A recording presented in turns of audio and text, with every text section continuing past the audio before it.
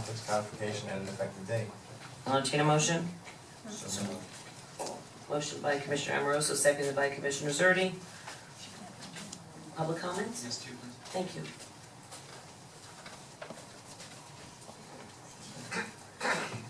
Patty Sokas. Followed, let me read. Is it, He's Work. voting. pardon me? He was hoping to get back, he's voting, so Oh. maybe I can talk first and he'll be back. Okay. All right. Kara Janus.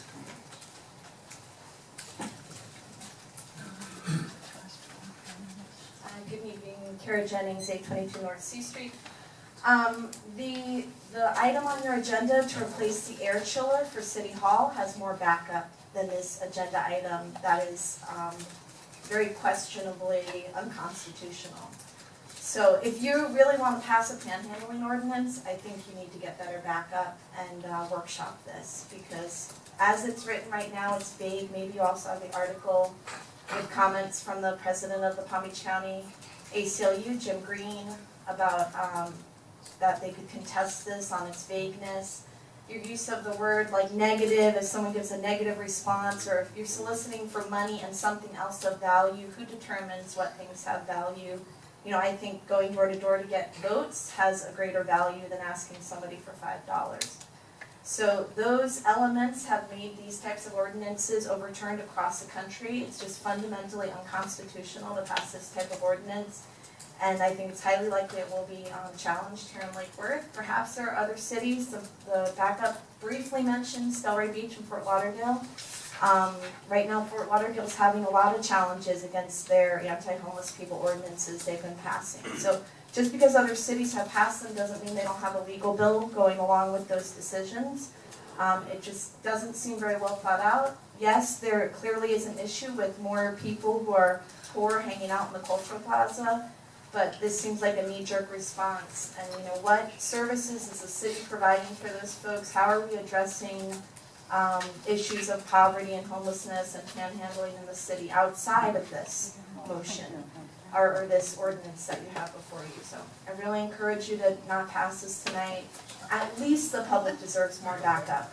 If you're going to pass something like this that challenges our constitutional freedoms, it really should have more factual backup than what was in the packet that was online. Thank you. Thank you. Is Mr. Sokas back? No? Okay. In just one thing that I wanted to say, because I've taken a few hits on this one in the media in regards to what the city has on a whole. First of all, Ms. Jennings, when you mentioned anti-homeless people bill, first of all, this is not an anti-homeless bill. It's not even an anti-panhandling bill. It's aggressive panhandling. There's a difference. You can still panhandle. This is not addressing panhandling as a whole, and it's not addressing homelessness. It's addressing aggressive panhandling. Aggressive panhandling is people that have gotten followed through. Aggressive panhandling is when walking into a business, and when you say no, they urinate on your building or defecate on your building. Aggressive panhandling is spray painting the words "See you next Tuesday" on the outside of someone's building for shooing away from customers at a cafe. Aggressive, I mean, these are the types of situations that were brought to the table, and the business community and people came out. Again, it's not an anti-homeless bill. In fact, we created a program, I guess it was in September of 2012, the city entered into an interlocal agreement with Palm Beach County to refer homeless individuals to the county's Homeless Resource Center facility. It has support organizations, services and programs to actually end homelessness. In conjunction with PBSO, we provide transportation to and from shelters for anybody who requests it at no charge to the person. These are all ordinances that have been enacted. There's programs to feed, there's programs for jobs, there's programs. We instituted that and created that relationship with the county and with PBSO. So I just don't want there to be a confusion as to what this is really addressing. City Attorney, could you clarify for me? Well, 2 points, I guess. First, legally, a number of federal courts have looked at similar ordinances. I know Indianapolis, the 7th Circuit's approved a similar ordinance. I believe up in New Jersey there was one approved. A number of cities throughout The state, Fort Lauderdale, Del Rey, I know Riviera Beach tomorrow night has the same ordinance on their agenda. So this is an ordinance that has withstood challenge. Mr. Green from the ACLU, we have a long relationship. We've worked together on cases, worked against. He has not picked up the phone and called. That's not like Jim. If he really thought there was an issue, I would expect that he would have called and suggested a tweak. So I've not heard from Jim or anyone from the ACLU. On the other point that you made, Madam Mayor, you're absolutely right. I mean, this commission has been very supportive of homelessness in general and specifically. I know Mr. Maxwell was at an event a couple weeks ago. Commissioner Rosa has been supportive. Each one of you, I can name each one of them, been supportive of the homeless programs. The Lewis Center on 45th Street through the county, PBSO has been supportive of transporting. So yes, this is not at all directed towards individuals who happen to be homeless. It's the aggressive panhandling that the mayor talked about. We've got a motion on the floor and a second. Oh. Sorry about that, I was outside. Oh. Hey, I made it in time for y'all's discussion. We'll make exception. Honey O.T. Chilkus, 822 North C Street. It reminds me of when we got in the situation where a former commission voted to give people a hard time for trying to find work in the sidewalks. And the ACLU stepped in and I think, taught a hard lesson, which was, it resulted in a, pretty bad black eye publicly. And out of it, I mean, in the end, I think the dialogue and the challenge resulted in looking for, a better solution, offering services, embracing challenge rather than trying to sweep it under the rug. And I think the idea of mandating something like this and vague ideas like what is aggressive panhandling really just opens up the possibility to people, I think, being abused in a sense or experiencing level of injustice that wouldn't occur otherwise without this ordinance.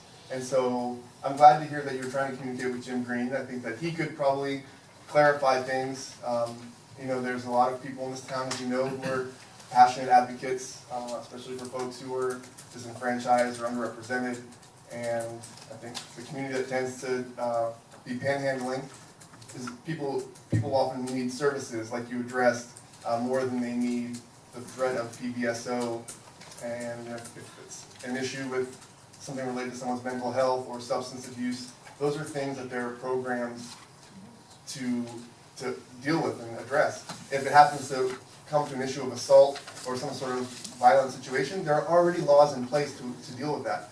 So I think that the reason these sort of ordinances have been struck down as unconstitutional is because there are already laws that address harassment, battering, assault, aggression, in that level.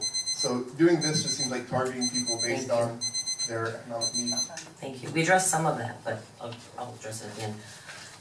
Ms. Sharp, did you put a card in? And I'm going to tell two stories, one with the mayor's permission. Rita Lowe and I were having lunch outside of the Choli's, and a panhandle came up. It didn't say, I'll work for food, just said, give us some money. And we said no, and he got very abusive language. Now, I'm not afraid of anything, so I wasn't afraid, but Rita was afraid. Then the second incident happened. I was coming from, I think it was the Gay Pride Parade, and I saw the mayor sitting on Lake Avenue and Lucerne. So I pulled over and I said to my son, I think I'll go around the block. So I said, what are you doing sitting on a bench on Lake Lucerne? And she said, I'm waiting for my father. He's picking up a drink at Andy's. So I stood talking to her. My son, come, let's go around the block again. His father came, this young man, not nicely dressed, not manicured, came up and held out his hand and said, could I have a couple of bucks? And Pam's father took out his wallet and gave him $2. And I said, that's gonna go up his nose and down his gullet before he gets across the street. And he made me really ashamed, and he said, sometimes you have to be all the way down before you can come back up. Made me very, very ashamed. That's the difference between aggressive panhandling and holding your hand up and saying, could you give me a couple of bucks? I'm all for this aggressive panhandling thing. I'm 76 years old. I do not want to be accosted in front of Rotoli's. Thank you. Thank you. Thank you for sharing that story, Ms. Sharp. It's always a fine line with these kinds of issues, and I understand that. I mean, people that know me know I have all the organizations that I've worked with, from Cafe Joshua and the Lord's Place, all different types of stuff. I've spent a very long time working with different organizations. There's a difference between panhandling and aggressive panhandling, and I understand the arguments on all sides, but it's gotten the violent actions and unfortunately the stalking types of stuff. You can call a police, you can't do anything about it.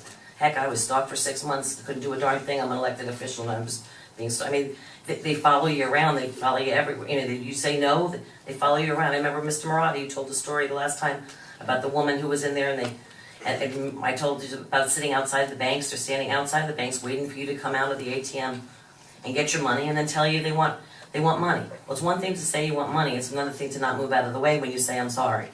You know, and you feel that the situation, it's such a catch-22, and I get it, I understand, but there's a lot of helpless people right now that need help. That's why I don't personally believe that panhandling should be banned.